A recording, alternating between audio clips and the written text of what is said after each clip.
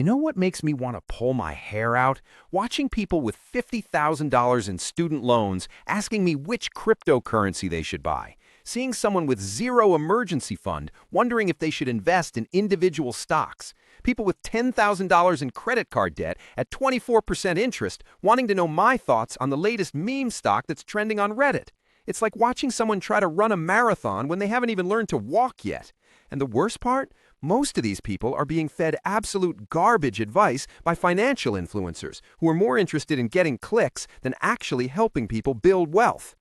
My name is John, and I've spent the last decade learning everything I possibly can about investing, building wealth, and financial independence. And if I had to start completely over today, in 2026, knowing everything I know now, there's a very specific sequence of steps I would follow. Not the sexy stuff that gets views on TikTok, not the get-rich-quick schemes that sound exciting, the actual, boring, proven path that turns regular people into millionaires over time.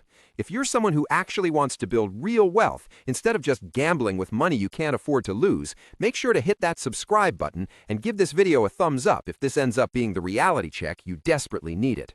Here's something that's going to make you uncomfortable. According to recent data, 64% of Americans are living paycheck to paycheck. 64%! These aren't just minimum wage workers. We're talking about people making $100,000, $150,000, even $200,000 per year who somehow manage to spend every single dollar that comes in. Meanwhile, they're convinced that the reason they're not wealthy is because they haven't found the right investment strategy or the next Tesla stock. The delusion is absolutely mind-blowing. The truth is, if I started investing today with $0 to my name, I wouldn't even think about the stock market for the first 6 to 12 months. I know that sounds crazy. Every financial influencer is screaming about compounding interest and time in the market and how you need to start investing immediately or you'll miss out on gains. But here's what they're not telling you. Investing before you're ready is how you destroy your financial life, not build it. Investing without a foundation is like building a skyscraper on quicksand and wondering why it keeps sinking. Today, I'm going to walk you through exactly what I would do if I started investing from scratch in 2026, step by step, month by month, the entire sequence from zero to building real wealth. And I guarantee some of this is going to contradict everything you've heard from other financial content creators, especially the part about why most people should never buy individual stocks and why your first investment shouldn't even be in the stock market at all. But before we get into the specific steps, let me tell you why getting this sequence wrong is so catastrophically expensive. Imagine you're 25 years old.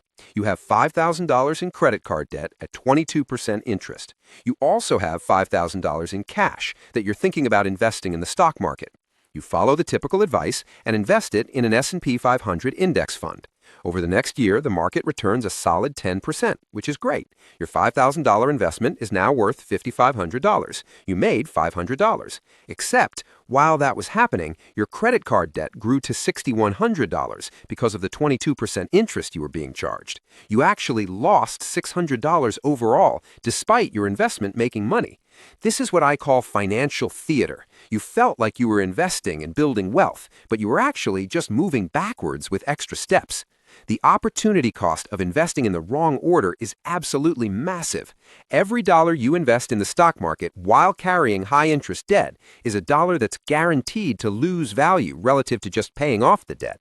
Every dollar you put into a taxable brokerage account before maxing out tax-advantaged accounts is a dollar you're unnecessarily giving to the IRS. Every dollar you invest before building an emergency fund is a dollar you'll probably have to sell at the worst possible time when an emergency inevitably happens. So let's get into exactly what I would do, starting from absolute zero. And yes, this is going to be detailed. Yes, this is going to take longer than the 30-second TikTok videos promising to make you rich. But if you actually follow this sequence, you'll be wealthier than 90% of people by the time you're done. Month 1 through 3, I wouldn't invest a single dollar. Not in stocks, not in crypto, not in anything. Instead, I would focus obsessively on building a starter emergency fund of $1,000 to $2,000. This is your financial airbag. This is what prevents a flat tire or a broken laptop from completely derailing your progress. Most people skip this step because it's boring and they're impatient. Then they invest their only $1,000, their car breaks down 2 months later, and they have to sell their investments at a loss or rack up credit card debt to cover the emergency. Here's how I would build this starter fund as fast as possible. I would sell everything I don't need. That guitar I haven't played in 2 years? Sold. The video games I'm not playing? Sold. The clothes that don't fit anymore? Sold. I would pick up extra shifts or work overtime if possible. I would do gig work on weekends, DoorDash, Uber, TaskRabbit, whatever. I would cut every single unnecessary expense from my budget. No restaurants, no streaming services I'm not actively using, no impulse purchases. Every dollar goes toward that starter emergency fund. This is the least sexy part of the entire process, which is exactly why most people skip it. They want to jump straight to, I'm an investor, without doing the boring foundation work.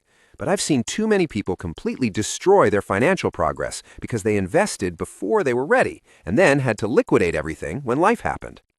The psychology of having even $1,000 in emergency savings is incredibly powerful. Research shows that people with at least $1,000 saved have significantly lower financial stress and make better financial decisions overall. You sleep better at night knowing you can handle minor emergencies without panic. You stop living in constant fear that one unexpected expense will ruin everything. Month 4 through 12. Once I have my starter emergency fund, this is where things get interesting. This is the phase where I would aggressively attack any high-interest debt I have. And when I say high interest, I mean anything above 7 to 8%. Credit cards, personal loans, car loans with terrible rates, predatory payday loans, all of it needs to be eliminated before I start investing in the market. Here's why this is non-negotiable. If you have credit card debt at 22% interest, paying off that debt is a guaranteed 22% return on your money. Let me say that again because it's important. Paying off 22% debt gives you a guaranteed 22% return. The stock market averages about 10% per year over the long term. Even in great years, it might return 15 to 20%. Why would you gamble on an uncertain 10% return in the market when you could get a guaranteed 22% return by paying off debt? The math is so obvious it's painful, yet people constantly mess this up because paying off debt doesn't feel exciting. It doesn't give you that dopamine hit of seeing your investment portfolio grow. But here's what does feel exciting: not bleeding $2,000 per year in credit card interest, actually keeping the money you earn instead of handing it over to credit card companies. My strategy would be ruthlessly simple. List every debt with its interest rate and minimum payment. Pay the minimum on everything. Then throw every extra dollar at the highest interest rate debt until it's gone. This is the debt avalanche method, and it's mathematically optimal. Some people prefer the debt snowball, where you pay off smallest balances first for psychological wins, but I don't care about psychology when there's extra money on the table. I want maximum efficiency. During this phase, I would still be living lean, no lifestyle inflation, no celebrating debt payoff by taking an expensive vacation. Every dollar that was going to debt payments gets redirected to the next debt until they're all gone. This is where discipline separates people who build wealth from people who stay broke forever. Now, here's the one exception to the debt payoff rule, and it's important. If my employer offers any kind of retirement account match, I would contribute just enough to get the full match, even while paying off debt. This is free money. If your employer matches 50 cents on the dollar up to 6% of your salary, that's an immediate 50% return before any investment gains. You can't ignore that, even if you have debt. So during the debt payoff phase, my financial picture would look like this: contributing enough to get employer match, maintaining my starter emergency fund, and throwing everything else at high interest debt until it's completely eliminated. Month 13 through 24. This is where I actually start investing for real, and the strategy is going to disappoint everyone who wants to hear about exciting stock picks and crypto plays.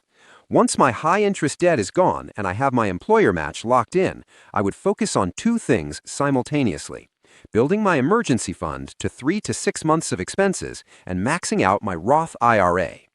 Let me explain the emergency fund target. 3 to 6 months of expenses, not income. If your basic living expenses are $2,500 per month, you need $7,500 to $15,000. The exact amount depends on your situation. If you have a stable government job with great benefits, you can lean toward 3 months. If you're a freelancer or work in a volatile industry, you need closer to 6 months or more. If you have dependents or health issues, you need more. Use your brain and assess your actual risk level. I would split my available investment money between building the emergency fund and contributing to a Roth IRA. Why Roth? Because if I'm starting from zero in 2026, I'm probably relatively young and in a lower tax bracket. Roth IRA contributions are made with after-tax money, but then they grow tax-free forever, and withdrawals in retirement are completely tax-free. This is an incredible deal when you're young and your tax rate is low. For 2025, the Roth IRA contribution limit is $7,000 if you're under 50. That's about $583 per month. I would try to max this out every year while simultaneously building my emergency fund. If I can only afford to do one, I would prioritize getting at least some money into the Roth IRA because of the annual contribution limit, but I wouldn't completely ignore the emergency fund. Here's what I would actually invest in, and this is where I'm going to lose the stock pickers and crypto bros. I would invest in exactly two things: a total U.S. stock market index fund and a total international stock market index fund. That's it. No individual stocks, no crypto, no sector bets, no trying to time the market, just boring, diversified, low-cost index funds. Specifically, I would do an 80-20 split. 80% in something like VTI or VTSAX, which gives me exposure to the entire U.S. stock market, and 20% in something like VXUS or VTIAX, which gives me exposure to international stocks. This is essentially the entire global stock market in two funds. It's so boring it hurts, but it's also the strategy that beats about 90% of professional investors over the long term. Why not individual stocks? Because I'm not smarter than the market. Neither are you. Neither is your friend who made money on Tesla. Stock picking is gambling disguised as investing. Yes, some people get lucky. Most people lose money or underperform a simple index fund after accounting for all their buying and selling. I would rather get rich slowly and boringly than stay broke trying to get rich quick. Why not crypto? Because crypto is speculation, not investing. It doesn't produce cash flows. It doesn't have earnings. Its value is based entirely on what someone else will pay for it tomorrow. That's speculation. I'm not saying crypto can't make you money. I'm saying that when you're building a foundation for financial independence, you don't build it on speculation. You build it on assets that have proven track records of generating wealth over decades. Year 2 through 5. Once my emergency fund is fully funded and I'm consistently maxing my Roth IRA, this is where I would scale up my investing significantly. I would increase my 401k contributions beyond just the employer match, working toward maxing out the annual limit, which is $23,500 for 2025 if you're under 50. Here's the beautiful thing about 401k contributions. They come out of your paycheck before you even see the money, which means you never get used to having it. You just adjust your lifestyle to your take-home pay. If I can max out my 401k, that's $23,500 per year I'm investing for retirement, on top of my $7,000 Roth IRA contribution. That's $30,500 per year going toward my financial future. The investment strategy inside my 401k would be essentially the same as my Roth IRA, low-cost index funds tracking the total stock market. The only difference is I'd pay attention to the expense ratios in my 401k options. Many employer plans have limited options and higher fees. I would choose the lowest cost index funds available, even if they're not perfect. During this phase, I would also be increasing my income aggressively. This is something people don't talk about enough. Investing is important, but earning more money is often more impactful than optimizing your investment strategy. I would be asking for raises, switching jobs for higher pay, developing valuable skills, starting side hustles, doing whatever it takes to increase my earning power. Every $10,000 increase in annual income, invested properly, could be worth hundreds of thousands more in retirement. If I have access to an HSA, which is a health savings account available if you have a high-deductible health plan, I would prioritize maxing this out too. HSAs are actually the most tax-advantageous account available. You get a tax deduction for contributions, tax-free growth, and tax-free withdrawals for medical expenses. It's the only account with triple tax advantages. For 2025, you can contribute $4,300 for individual coverage or $8,550 for family coverage. This is an incredible opportunity that most people completely ignore. The key strategy with HSAs is to pay for current medical expenses out of pocket if possible and let the HSA investments grow. Keep all your medical receipts because you can reimburse yourself from your HSA at any time in the future, even decades later. This effectively makes your HSA a stealth retirement account with better tax treatment than anything else available. Year 5 through 10. If I followed this plan for 5 years, here's where I would be. I have a fully funded emergency fund. I have zero high-interest debt. I'm maxing out my Roth IRA every year. I'm maxing out my 401k every year. I'm maxing out my HSA if I have access to one. At this point, I'm investing $30,000 to $40,000 per year in tax-advantaged accounts. This is more than most American households save in total, and I'm doing it systematically and automatically. Once I've maxed out all tax-advantaged options, only then would I start investing in a regular taxable brokerage account. This is the last step because taxable accounts are the least efficient from a tax perspective. You pay taxes on dividends every year and capital gains when you sell, but they offer complete flexibility, which is valuable once you've maximized everything else. In my taxable account, I would invest in the same boring index funds, total U.S. stock market and total international stock market. Maybe I'd add a total bond market fund as I get older and want to reduce volatility. But the strategy remains the same: low-cost, diversified, boring index funds that I buy and hold forever. This is also the phase where I might start thinking about real estate if it makes sense for my situation, not as a primary investment strategy, but as a diversification option. Maybe buying a rental property if the numbers make sense in my market. Maybe investing in REITs through my brokerage account for real estate exposure without the hassle of being a landlord. Real estate can be a great wealth builder, but it's not for everyone, and it comes with significant complexities that stocks don't have. Here's what I absolutely would not do at any point in this process. I wouldn't try to time the market. I wouldn't sell when things are scary. I wouldn't buy individual stocks because I think I've found the next Amazon. I wouldn't invest in things I don't understand just because they're trending. I wouldn't check my portfolio obsessively every day. I wouldn't panic when the market drops 20% or 30% or even 50%, which will happen multiple times over a 30-year investing career. I would just keep investing consistently, month after month, year after year, regardless of what the market is doing. This is called dollar cost averaging, and it's the most powerful wealth-building strategy available to regular people. When the market is high, my automatic investments buy fewer shares. When the market crashes, my automatic investments buy more shares at discount prices. Over decades, this smooths out the volatility and captures the market's long-term upward trend. Let me give you some numbers to show why this boring strategy works. Let's say I start at age 25 with $0. I follow this plan and eventually get to the point where I'm investing $2,500 per month, which is achievable if you're maxing out a 401k and Roth IRA.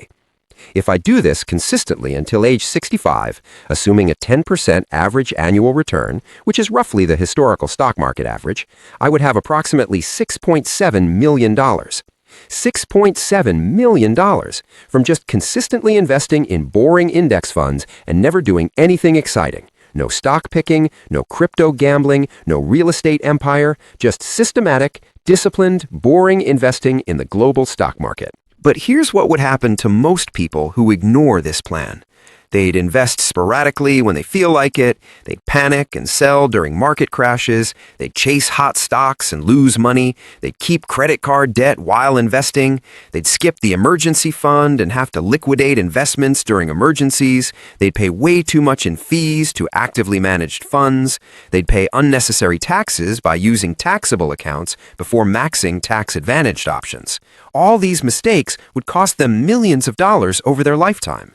Here's the specific portfolio allocation I would use at different ages, because this is important. In my 20s and early 30s, I'd be 100% stocks, maybe 90% stocks and 10% bonds maximum. I have decades until retirement, so I can handle the volatility in exchange for higher expected returns. In my late 30s and 40s, I might shift to 80% stocks and 20% bonds. In my 50s, maybe 70% stocks and 30% bonds. In my 60s, as I approach retirement, maybe 60% stocks and 40% bonds.